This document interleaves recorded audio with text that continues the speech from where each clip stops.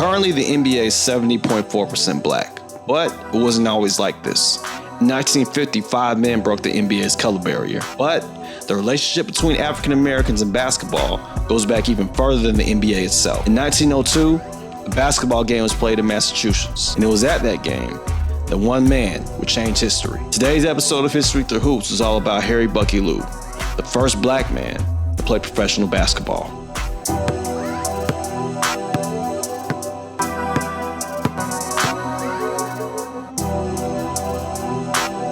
Basketball was invented in 1891 by a man named James Naismith. He invented it both as a way of entertaining young boys at his YMCA camp and as a way to help young men get introduced to Christianity through sports. And 7 years prior to the invention of basketball, the first black man to play professional basketball was born.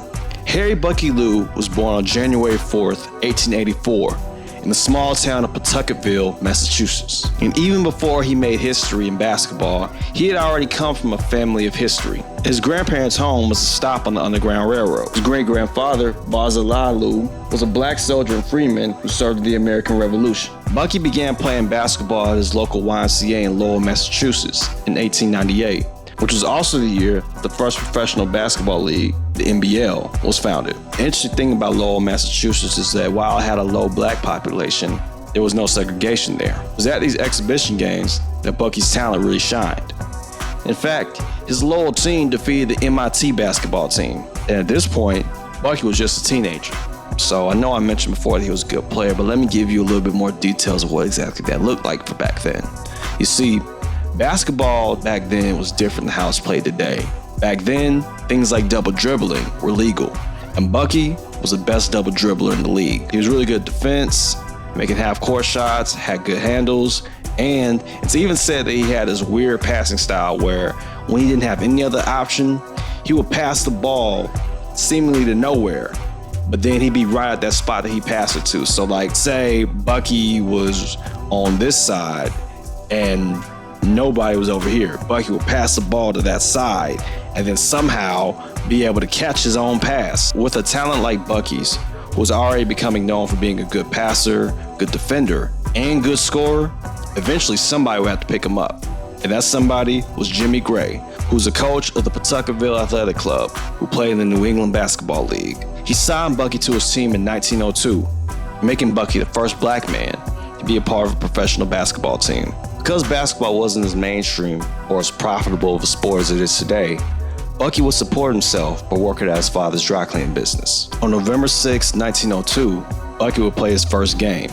Pawtucketville was playing against the Marlboro basketball team. Bucky almost didn't get into this game. In fact, the only reason why he got in was because one of the players on his team was injured. But even with this injured player, Coach Gray still didn't want to play Bucky because he was worried about what the racial attitudes might be at that time. But the fans and the players on the team all pressured Gray to let Bucky in the game. Now, according to him, he didn't play his best game, but nevertheless, just by being there, he made history by becoming the first African American to ever play in a professional basketball game.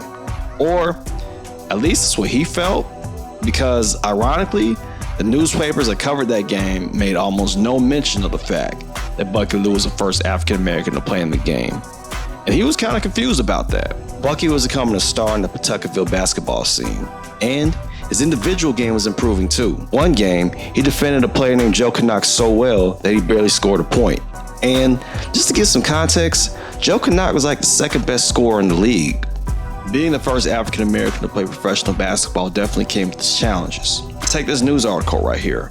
It praised Bucky's play while saying that he was a colored boy who needed Jimmy Gray to help him move along in his career. In fact, Jimmy Gray himself was rumored to have planted bad stories about Bucky to the press, which led to him to play for a new team in Haverhill, which is about 20 minutes away from his hometown. Now, Haverhill had a black population of 3.6% compared to an 80.3% white population. While he was at Haverhill, his defensive profile grew. In one instance, he took a player that averaged 16 points a game, held him to 6. In fact, his defensive skills were so good that his old team even wanted him back. But unfortunately, even though Bucky was on a new team, he still had to deal with some of the same issues. At one game in particular, when Haverhill played against Natick, one of the players on the Natick team, Harry Hugh, who was acknowledged as one of the best players in the league at that time, refused to play against Bucky. When the referee confronted the Natick manager, they said that they were willing to play as long as they, quote, got the black boy off the court. But the fans and the referee weren't having it. Despite that though, Bucky thought that the best thing to do would be to sub out so that the game could continue. But Natick didn't get away with this.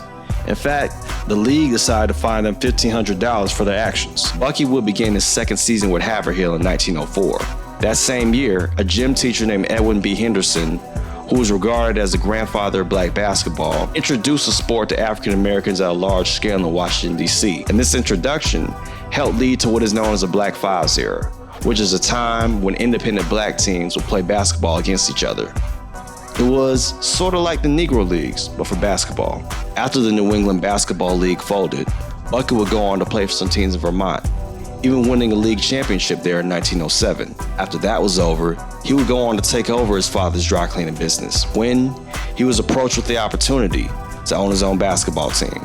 But he almost didn't do it. He felt that he had spent too much time away from his wife and he was kind of done with the game. But his wife Florence convinced him that he shouldn't pass up on the opportunity to become the first black man to own a basketball team. And so, that's what he did. With the Lowell Five, Bucky became the first black man to own, manage, and coach a basketball team. As a way of helping to reduce costs, Bucky signed himself to the team as a sixth man.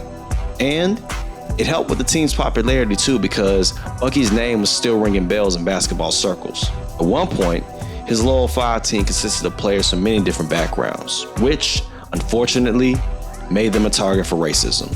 In one incident, in Gloucester, they almost didn't finish the game because of all the racial abuse that they were experiencing. But they went on to finish the game after one of their players, Danny O'Connor, got a security deposit from the venue, threatening to leave if any racial abuse continued. He was also a referee. During his time as a referee, he learned how the game was changing. For instance, in his heyday, players could foul a lot more and double dribbling was legal. But double dribbling became illegal and the amount of fouls that a player could commit was limited. And Bucky wasn't just coaching for the Lowell Five. He also coached the Lowell Textile College basketball team, which today is UMass Lowell. And it wasn't even his first time coaching that team. According to Chris Boucher, author of the original Bucky Lew, Bucky is said to have started coaching there in the early 1900s as his rookie season was winding down. The Textile College games would start at 7:30, while his Lowell 5 games would start at 8:15. So, Bucky would coach his Textile team up until about halftime, and then go on to play and coach for the Lowell 5 team. One night when he did this, his Lowell 5 team won the city championship, and then his son Bill informed him that his Textile team had won their game too. Unfortunately though, all good things must come to an end. And for Bucky, this end came in 1926, when after 27 years of playing professional basketball, he retired from the game. He and his family would move to Springfield after the economy in Lowell dried up. On October 22nd, 1963, a few months after the March on Washington, Bucky Lew would pass away at the age of 79. Bucky was undeniably a trailblazer, but to this day, he is still not in the Naismith Memorial Hall of Fame. And the crazy part is, he's said to be buried just miles from where the Naismith Memorial is even located. One reason why he might not be in the Hall of Fame is because the early African-American Direct-Elect Committee disbanded in 2023. And yet, despite not having that official recognition, Bucky Lew still shines. Because he didn't just integrate basketball, he also helped the Dodgers integrate baseball. In 1945, the Dodgers signed Jackie Robinson. Before he would step up to the plate in Brooklyn, he would play for their farm team in Montreal during the 1945 to 1946 season. And it was in 1946 that the Dodgers would sign two more players in the Negro Leagues, Roy Campanella and Don Newcomb. They were looking to start on a farm team in the United States, but were struggling to find a place in the country that would accept their integrated players. That was until they arrived in Nashua, New Hampshire, and met with Fred Dobbins, the editor of the Nashua Telegraph, who assured them that black players would be accepted in the city. And he knew this because he had remembered playing basketball during the halftime of one of Bucky Lew's games. He saw how Bucky was a beloved figure in the community and was sure that their black players would get the same treatment. And so, in 1946, the Nashua Dodgers were formed, with Roy Campanella and Don Newcomb. and became the first professional baseball team with an integrated roster in the United States. And a year later, Jackie Robinson will make history in Brooklyn. And after that, the rest of the MLB will follow suit, integrating their teams. And today, the sport of basketball owes its diversity to people like him. Because before there was an SGA or a Halliburton, before there was a Steph, a LeBron, or a Kevin Durant, before there was a Kobe, a Shaq, a Michael Jordan, or a Magic Johnson, before there was a Bill Russell, a Kareem, or Wilt Chamberlain, before there was a Chuck Cooper, an Earl Lloyd, or a Nat Clifton, before there was a Black Fives, there was a Bucky Lew. Hey guys, thanks for checking out the video. If you like content like this, make sure to like, comment, and subscribe. And stay tuned for the next video. Again, thank you so much for watching. God bless, and I'll see you next time.